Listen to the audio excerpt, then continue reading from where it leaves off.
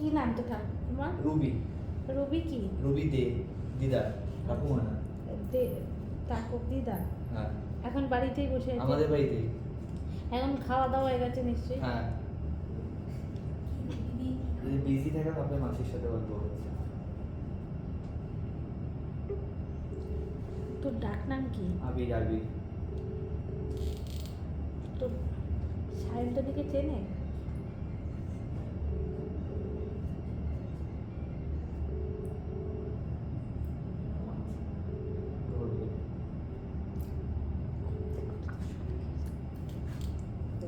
Hello. হ্যাঁ, দিদা কেমন আছো? কি বলছো? তুমি আবিরের দিদা কথা বলছো তো? হ্যাঁ, বলো। আচ্ছা, আমি তনুজা কথা বলছি। ও, ওই আবিরের এক বান্ধবী। ও আচ্ছা। কেমন আছে তোমার শরীর? হ্যাঁ, আছে। ও আর বয়স হলে যা হয়। আচ্ছা আচ্ছা, খাওয়া হয়ে গেছে তোমার? হ্যাঁ, খাওয়া হয়ে গেছে অনেক। ও, কি খেলে দুপুরে? মাটির ঝোল ভাত। ও, আবির আর আমি তো একসাথেই কলেজে পড়তাম, এখন আমরা একই ও। অফিসে চাকরি করি। ও আচ্ছা। তোমার নাতিকে আমার খুব পছন্দ।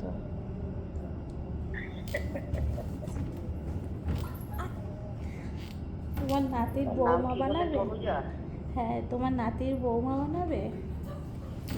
হ্যাঁ, জানি না, বানাবারও লোক তো ওপরালা। না, তোমার নাতির কাছে খুব সারাদিন দিদা দিদা দিদা দিদা শুনি, তাই? তাই ওর ফোন থেকে। আর দেখেছে কত ভালোবাসে। হ্যাঁ, দিদারে খালেই তো দিদা দিদা করে, আমার দিদা আমার দিদা আমার দিদা। আর দিদাদের তো সবাই ভালোবাসে, তাই না? হ্যাঁ, আমার তো দিদাও নেই, ঠাকুমাও নেই, দাদুও নেই, তবু একটা দিদা আচ্ছা। পাবো। ও, আমি যখন অনেক ছোট ছিলাম তখন আমার দিদাও মারা গেছে, তারপর ঠাকুমাও মারা গেছে। আর ঠাকুরদাকে তো একটা দিদা পেয়ে গেলে আবার। হ্যাঁ, ঠাকুরদা তো আর চোখে দেখিনি। ফোন করবে। হ্যাঁ হ্যাঁ, ফোন করবো। তুমি একদিন আসবে আবিরের সাথে আমাদের অফিসে। ও আচ্ছা, তাই হচ্ছে বড়। আমার তোমার আবিরকে খুব ভাল লেগেছে। তাই? হ্যাঁ, তোমার ওই আবিরের একটা মেয়ে ঠিক করা আছে না, ওকে বাদ দিয়ে দাও। কাকে বাদ দিয়ে দেবো? তোমার ওই আরেকটা যে ঠিক করা নাচবো আছে না, তাকে বাদ দিয়ে দাও। ওই সায়ন্তনীকে বাদ দিয়ে দাও। আমি বাদ দিতে গেলে আমি বাদ হয়ে যাবো।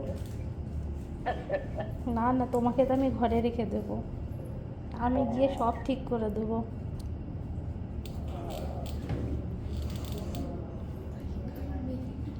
তোমার মেয়েকে একটু বোঝাও না।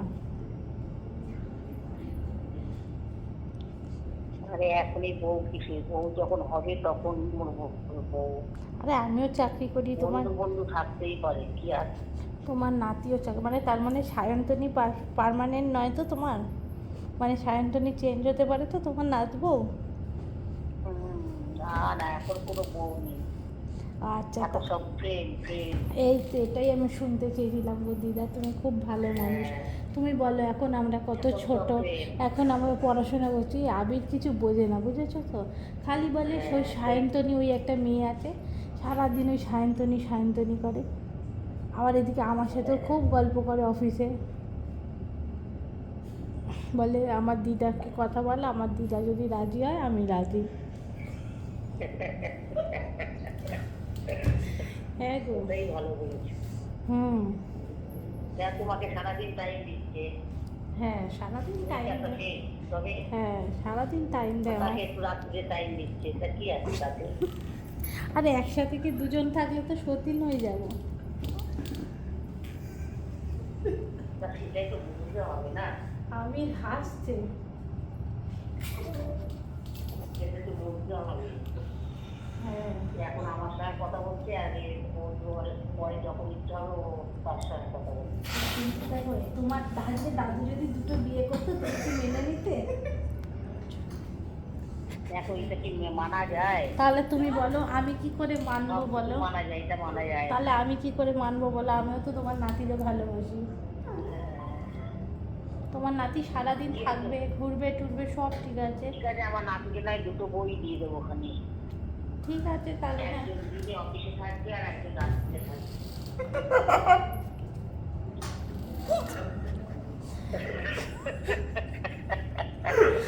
আমি তোমার নাতির এক দিদি হই।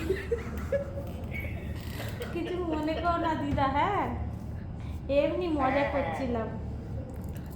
খুব ভালো, খুব ভালো, ও ভাই হয় আমার, খুব ভালো। খুব ভালো ছেলে। আমি কিছু মনে করনি তো দিদা? না, কি আমার মনে হচ্ছে? তুমি ইয়ার খুব- জীবন লাল ইয়ার মধ্যে। না গো তুমি, আর সত্যি কথা আমার দিদা ঠাকুমা নেই বুঝলে। আমি যখন ছোট ছিলাম তখন আমার দিদা মারা গেছে, ঠাকুমাও মারা গেছে অনেক বছর হলো।